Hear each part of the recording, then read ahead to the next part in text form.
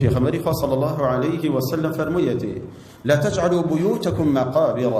ما لكانت مكان بقورستان علماء فرمون لبروي قورستان نجيتي على عكريت درزني توهر لخوتو بشي لبيني دو قبل بلي الله أكبر شوار ركاد نجني ورودا بستي نجي جنازة جوازة لسر جنازة أكلت ولا لا يكو قورستان وأكريت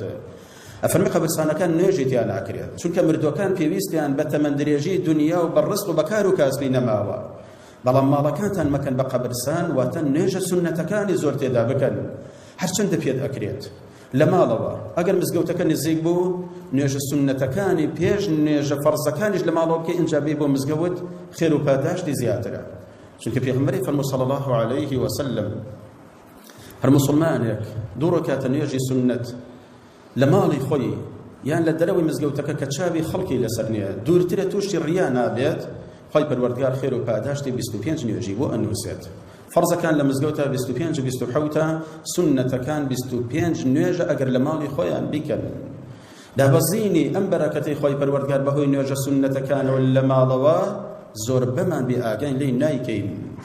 ئەگەر ئەڵێن مزگەوتەکان ئەمڕۆ زوو قامەت ئەکرێت و خەڵکی زۆرن ناتوانین سونەتەکانی پێش نوێژەکان لە مزگەوت بکەین با سنەتەکانی دوای نوێژەکان هی نیوەڕۆیە هی مەغریبە هی عیشایە هی شەو نوێژەکانە با لە ماڵەوە بیکەین